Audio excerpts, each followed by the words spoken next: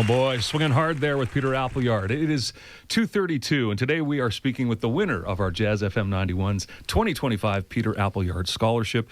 This annual award honors the legacy of vibe man Peter Appleyard and his incredible contribution to Canadian music.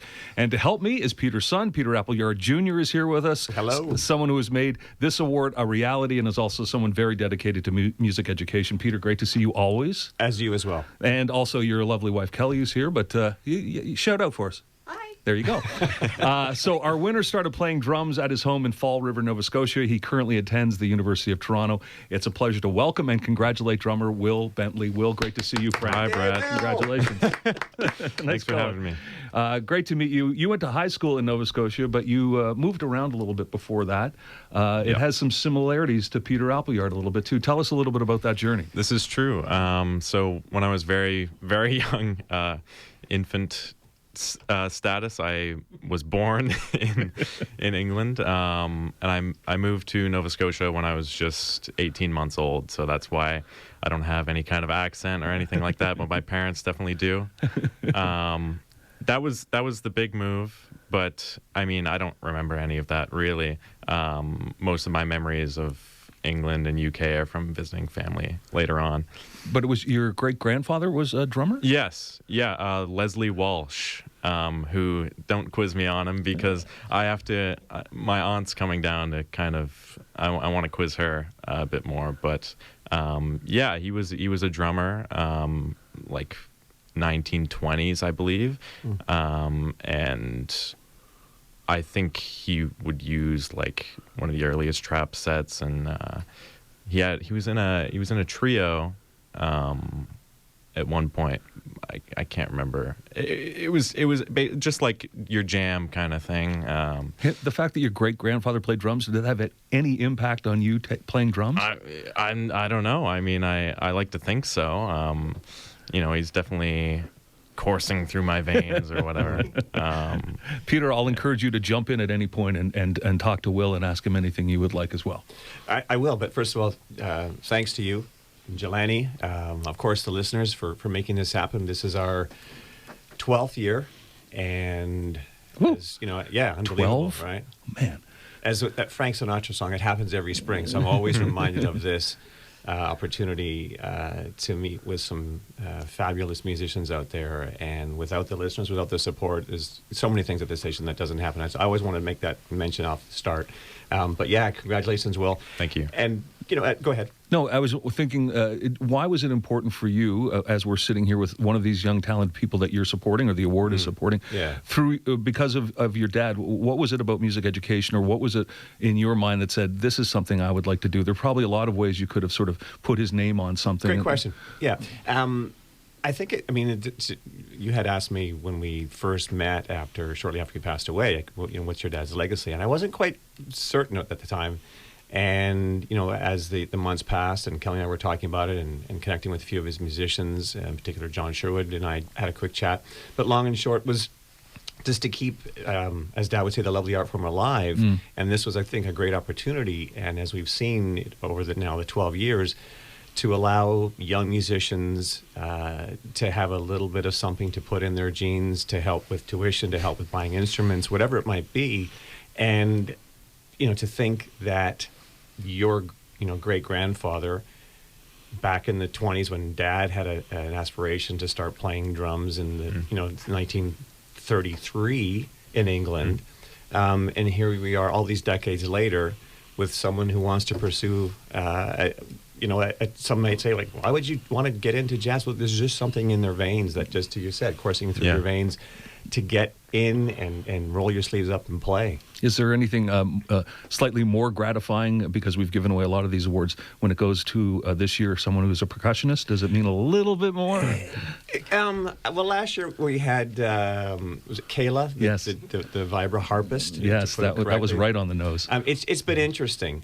We've had a few percussionists over the years, but, you know, as Jelani, you know, works behind the scenes to contact York and Humber, U of T and Mohawk, we just, you know, the masters of those programs, the directors put forward a name. That's right. And, you know, we see what we get. But this year, and I have to tell the listeners, when we were looking at one of the audition videos that you'd sent, and Will is playing brushes, which, as a drummer and as obviously as you know, as a musician, there's a certain art form to playing brushes, and you just were so tasty that the video was brilliant. That was the one Thank you so that's the one that sold me too, Will. You sounded so great, so effortless too, and the accents you were putting in, it was just really musical. So I couldn't agree more, Peter. But I can't underscore it enough. Kelly and I were so thrilled, as I say again, 12 years ago, to have this opportunity to continue this legacy, and here we are. It happens every spring. So, Will, again, congratulations. Thank you. Thank you so much. Nicely done. Means everything. Yeah. Tell me a little bit about your. We mentioned Fall River, which I know is probably it's just like 20 minutes outside of Halifax. So Yeah, it's kind of just thereabout. a suburby kind of place. Yeah. But tell me about your early experiences, because I read a little bit. You would go into Halifax, try to find some jazz at some clubs with your friends a little bit. Like you said, you went to school with one other person that might have been interested in jazz as well. Yeah, that's the one person I know at Santa Fax too. I mean, I originally got into drumming for my brother, actually, who was a drummer before me. And I don't know, he had a drum set in his room, and I would go and watch him, and I don't know, there was something about it that was so inspiring that I had to give it a try, and I got addicted very quickly. And then my parents had two drummers to deal with. Was it a tough decision? I imagine growing up in Nova Scotia to make the leap to Toronto. It's a lot. You got to kind of manifest and say that's a big leap of faith. Yeah. Tell me a little bit about that. And was it easy to say, you know what, this is my thing, and I'm going to do it. I don't care. Yeah. So once I started like really studying drums, I studied with this guy Andrew Miller, who's still in Nova Scotia, I think. Great teacher, and he was like, you have to go to U of T because the community's so small, and I don't know, you know your professors really well and everything. So that sounded great. You know, me coming from a town where you kind of know everyone, I get to go to U of T where you are in a small group and you know everyone. It sounded perfect. Keeping that sense of community there. Exactly. Yeah. And so I made the leap, and I came here, and the city is pretty overwhelming for me, or it was. I'm used to it now. It's like home, but it was a lot. I had some like weird anxiety stuff going on, but anyway, I figured it out, and I'm here now, and it's exactly the same. It's just a small community, and everyone's really great. You're in your third year? You're just wrapping up your third year? Going into fourth year. Going into fourth year.